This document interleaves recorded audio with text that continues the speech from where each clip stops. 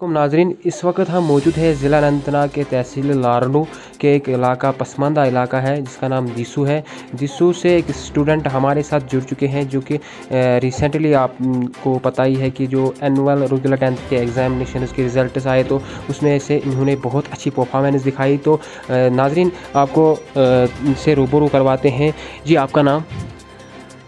बिस्मिल्लाहिर्रहमानिर्रहीम। सबसे पहले तो मैं अल्लाह ताला का शुक्रिया अदा करूँगी कि मैंने जो 10th एग्ज़ाम्स में जो मैंने सोचा था कि मैं क्या मतलब कि क्या मैंने एक्सपेक्ट किया था वो मुझे मिला। इसके लिए अल्लाह ताला का बहुत बहुत शुक्रिया। अस्सलाम वालेकुम वरहमतुल्लाहि वबरकातुहू।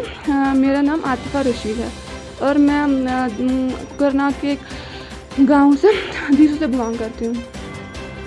जी आतिफ़ा रशीद, आपसे जानने की कोशिश करेंगे कि किस तरह से आपने जो ये परफॉर्मेंस आज अच्छी अचीवमेंट हासिल की। तो आपसे जानना चाहेंगे कि कितने मार्क्स आपने हासिल किए इस सैड एग्जामिनेशन में? जी, मैंने 475 मार्क्स हासिल किए इसमें। क्या कहना चाहेंगे आपकी अचीवमेंट के बारे में? किस तरह से आपने सैड के दौरान आपको ये सारे चैलेंजेस का सामना करना पड़ा होगा? जाहिर सी बात है कि एक आम इंसान को ऐसे बाहर निकलने के हमारे का सामना करना पड़ा है। तो साथ ही साथ में स्टूडेंट्स के ऊपर भी, उनकी स्टडी के ऊपर भी बहुत सारे इफेक्ट्स पड़े थे। तो कौन से चैलेंज आपको देखे? जी, बहुत सारे चैलेंज हमें फेस करने पड़े। सबसे पहले तो मैं अपने टीचर्स का शुक्रिया अदा करूँगी कि उन्होंने हमें कभी भी होप लूज़ करना नहीं सीखा। उन्होंने हमें हमेशा एनकरेज किया कि कुछ भी हो जाए, मतलब कितने भी मुश्किल आता है, आपको कभी भी होप लूज़ नहीं करनी है। मतलब कि जैसे सब जानते हैं कि लॉकडाउन हो, इस वजह से सबको बहुत सारी प्रॉब्लम्स फेस करनी पड़ी, लेकिन इस वजह से हमें बहुत सारे फ़ायदे भी हुए कि हमें जो मतलब कि टाइम कंज्यूमर था हमें बहुत ज़्यादा टाइम मिला और इसका हमने बहुत सही इस्तेमाल किया।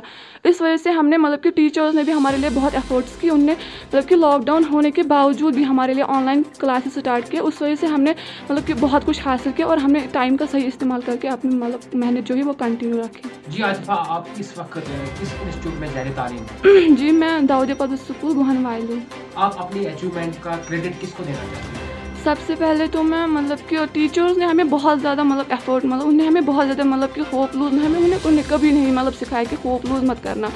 उन्हें हमें बहुत एनकरेज किया हद से ज़्यादा कि मतलब उन्हें हमें हमेशा सिखाया कि जैसे हमारे खुद के बच्चे हैं वैसे आप भी हो, इसलिए वो हमें कभी भी फ़र्क नहीं करते हैं।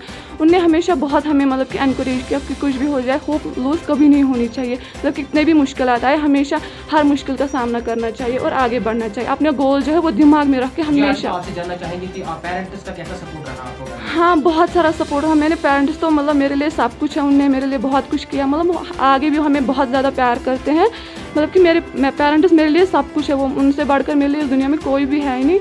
लेकिन जो उनकी जो उम्मीदें हैं मुझसे वो बहुत ज़्यादा है, इसलिए मैं उनकी उम्मीदों को मतलब कि तोड़ भी तो नहीं सकती। उनकी उम्मीदों को की नज़र में रख के मैंने हमेशा उनको मतलब कि उनको जो खुशी देनी थी वो मैं हमेशा देती रहूँ और हमेशा यही कि मतलब हमेशा मैं यही कोशिश करूँगी कि उनको हमेशा मेरी वजह से बहुत बहुत ज़्यादा खुशी मिले। आज मैं आपसे जानना चाहेंगी कि आगे का मेन एम आपकी क्या रहेगी?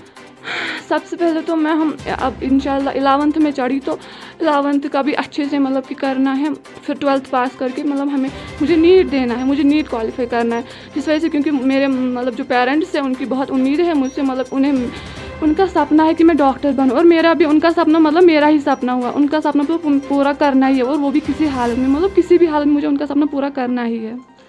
आतिफ़ा, आपको पहले से एक्सपेक्टेशंस थी कि आप ऐसी परफॉर्मेंस करोगी इस एग्जामिनेशन में? जी, मुझे तो इससे ज़्यादा थी क्योंकि मतलब हमने नहीं सोचा था कि ऐसे हालात ख़राब हो जाएंगे, तो हमें बहुत कुछ एक्सपेक्ट किया था कि हमें बहुत अच्छे मार्क्स। आतिफ़ा, आपसे जानने की कोशिश करेंगे कि जिन स्टूडेंट्स को फेलियर का सामना करना पड़ा, जो डिसअपॉइंटेड हुए, जो कि इस एग्जामिनेशन में नाकाम हुए, तो उनके लिए आपकी क्या ख़ास मैसेज रहेगी? किस तरह से उनको प्रेपरेशन करनी चाहिए पहले से ही?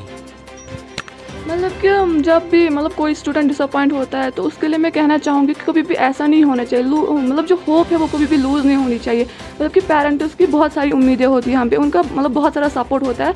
हमें उसको नज़र मतलब में रख के हमेशा पॉजिटिव ही थिंकिंग सोचनी, मतलब पॉजिटिव ही होना चाहिए दिमाग में, नेगेटिव कुछ भी नहीं लाना है दिमाग में। क्योंकि जब भी हम कभी भी मतलब कुछ गलत सोचते हैं तो फिर हमारा फोकस जो है वो मतलब कि हट जाता है हमारी स्टडी से। मैं कहना चाहूँगी उसके मतलब कि अलावा भी अल्लाह पे हमेशा भरोसा रखना, वो भी उम्मीद कभी नहीं खोनी चाहिए कि मतलब कि पता नहीं कुछ हो जाएगा तो पता नहीं मैं कर भी पाऊँगा या नहीं। उम्मीद कभी नहीं खोनी चाहिए क्योंकि उम्मीद मतलब अगर हम सच्ची उम्मीद रखेंगे, अच्छी उम्मीद रखेंगे तो उसका फल हमें अच्छा हमेशा अल्लाह ताला अच्छा ही देता है।